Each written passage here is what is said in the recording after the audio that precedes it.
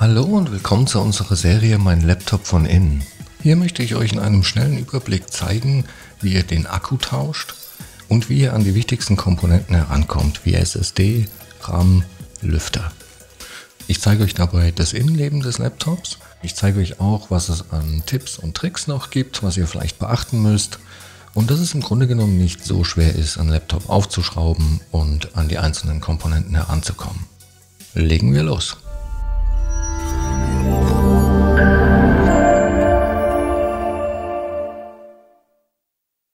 So, wir haben hier ein Fujitsu und zwar ein Livebook und ich zeige euch auch gleich, wo ihr die genaue Modellbezeichnung findet, aber zuallererst stellen wir sicher, dass das Laptop nicht mehr mit dem Ladekabel verbunden ist.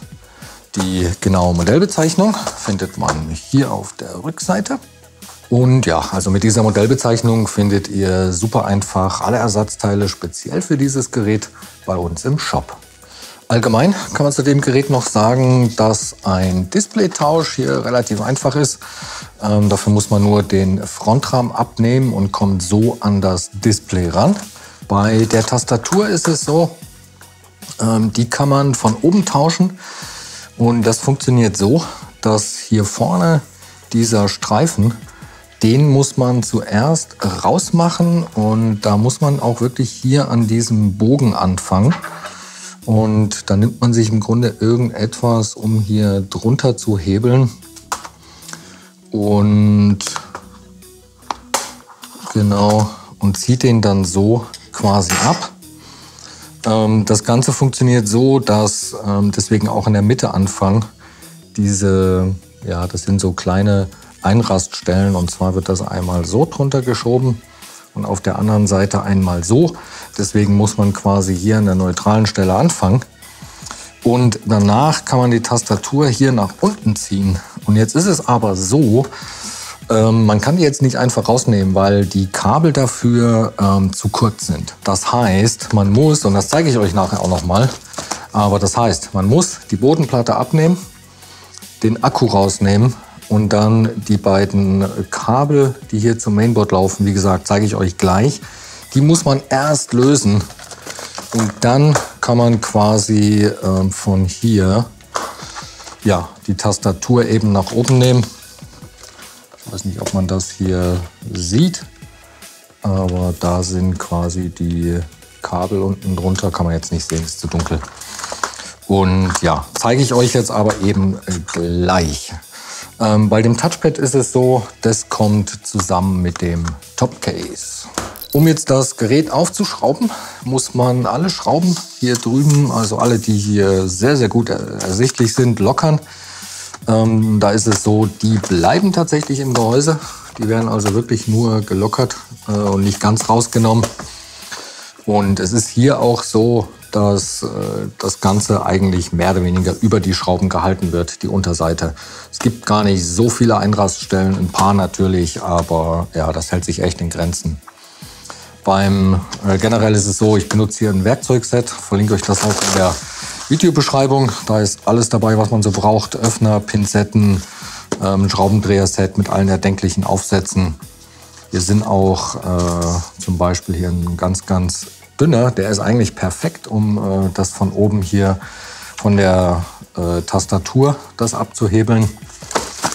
Und genau, das sind ganz normale Kreuzschrauben. Das heißt, man kann da als Aufsatz hier ein PH0 benutzen. Den kann man dann auch für alle Arbeiten im Gerät nehmen. Genau, die Unterseite, dafür nehme ich jetzt auch einen der Öffner aus dem Werkzeugset. Je nachdem, wie fest die ist, ob das schon mal auf war oder nicht. Im Normalfall geht die wirklich fast von allein weg. Falls die ein bisschen fester sitzt, das Prinzip ist eigentlich, dass man hier versucht, eine Öffnung zu schaffen und dann das Gerät nach oben abhebelt und ja, die löst sich jetzt hier einfach schon von alleine. Aber sollte das mal ein bisschen schwerer gehen, auch hier an der Seite kommt man gut dazwischen und kann das dann hier nach oben hin eben abhebeln, lockern und lösen, bis einem die Unterseite wirklich einfach irgendwann entgegenkommt. Und dann kann man die Meistens auch mit ein bisschen Wippen und Wackeln so einfach abnehmen. Und ja, so sieht dann das Gerät von innen aus. Gut, bevor wir jetzt irgendetwas weiteres hier machen, treffen wir auf jeden Fall als allererstes den Akku vom Mainboard, dass hier auch wirklich kein Strom mehr drauf ist. Und in dem Fall ist es so, dass der Akku direkt auf dem Mainboard drauf gesteckt ist. Das heißt, wir nehmen die Schrauben raus, die hier drum herum laufen und ja, bauen den Akku einfach direkt aus und schlagen da gleich 2 Fliegen mit einer Klappe. Ja, ich glaube, die Schrauben bleiben hier auch tatsächlich genauso wie beim Gehäuse im Gewinde drin, wenn ich das richtig sehe. Also auch die muss man anscheinend nur lockern. Und ja, wenn die alle locker sind, habe ich eine vergessen, kann man dann den Akku einfach nach oben aus dem Gerät nehmen. Und ja, da sieht man eben die Verbindung hier und kann den so natürlich dann eben auch gleich tauschen.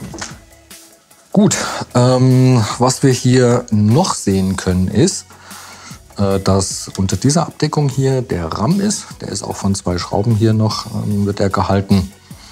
Wir sehen hier die SSD, da natürlich den Lüfter und den Heatsink. Hier wäre noch Platz für ein LTE-Modul. Das WLAN-Modul sitzt hier und das ist fest aufgelötet.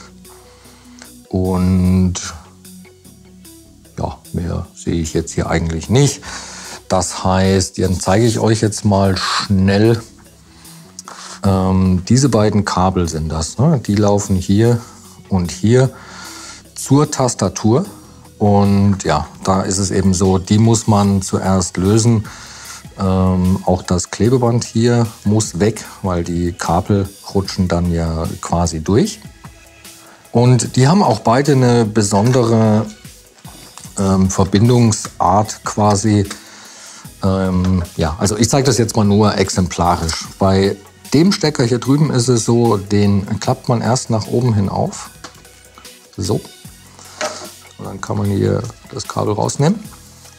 Und bei dem Stecker ist es so, der hat hier so 2 kleine Bügel, die man erst nach oben schiebt, für jede Seite quasi, genau. Und dann kann man auch hier das Kabel rausziehen. Ja. So, wenn jetzt das Klebeband hier weg ist, kann man dann von der anderen Seite die Tastatur quasi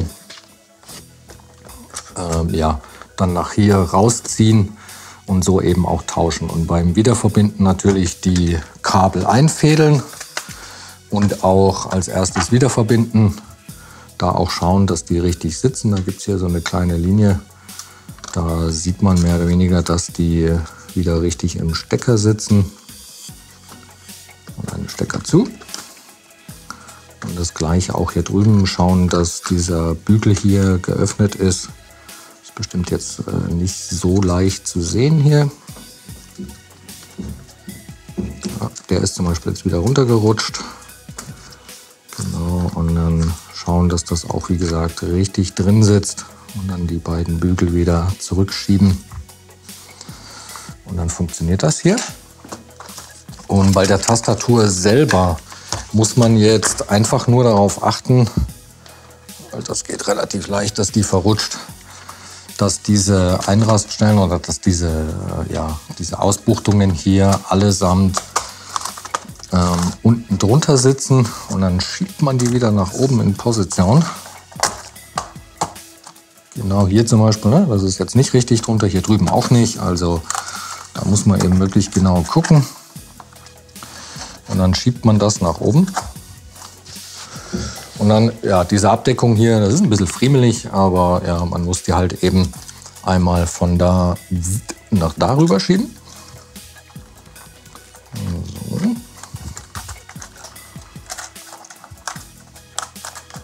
Genau, das merkt man auch ganz gut.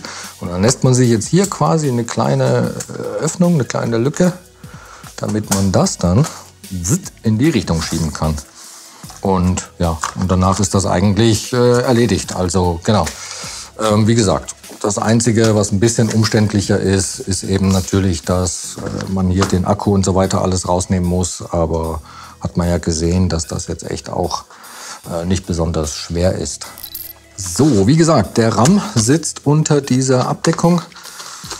Das heißt, die muss man zuerst abschrauben und auch hier sitzen die Schrauben tatsächlich im Gewinde, kommen also auch nicht ganz raus. Das ist eigentlich echt praktisch.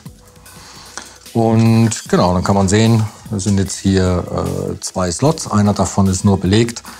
Und den jetzt zu tauschen ist super einfach. Die werden nämlich alle nur von diesen beiden silbernen Klammern hier gehalten. Wenn man die so ein bisschen nach außen zieht, springt einem der RAM hier quasi schon entgegen. Und dann kann man den so einfach aus dem Slot ziehen. Und ja, so eben auch nachrüsten oder tauschen.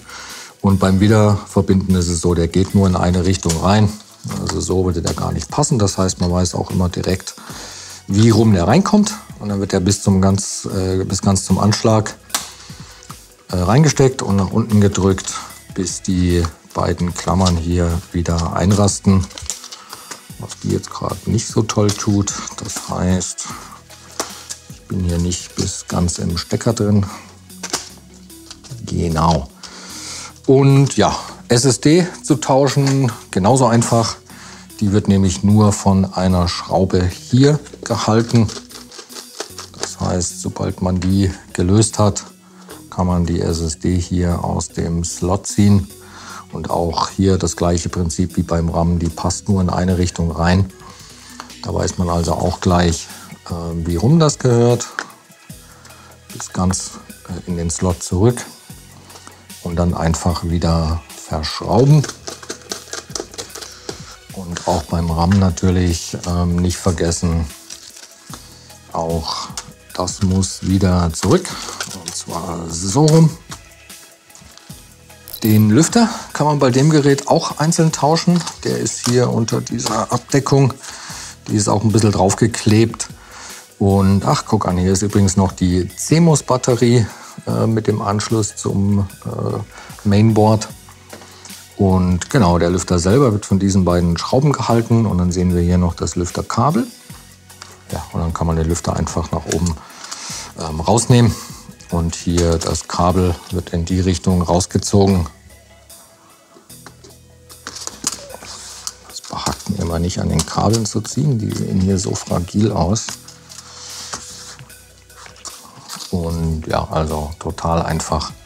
Bei dem Stecker hier ist es übrigens so, ich meine, der passt auch nur in eine Richtung rein, aber falls man sich da Verwirrungen ersparen will, man kann auf der einen Seite von dem Anschluss hier Kontakte sehen.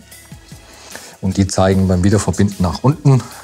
Und ich würde auch immer erst den Lüfter wieder verbinden, den Stecker hier rein, damit man das einfach nicht vergisst. Das wäre nicht so schön. Ja, und dann muss der ja nur wieder auf die Gewinde drauf und verschraubt werden.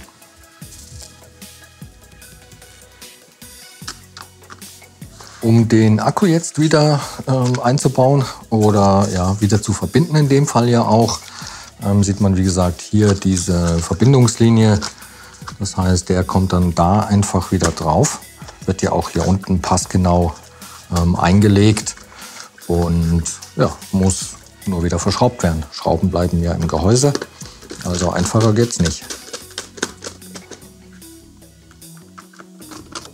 Ja, und dann kann man die Unterseite wieder verbinden und die legt man ja jetzt einfach nur von oben wieder auf das Gerät und drückt die nach unten hinzu.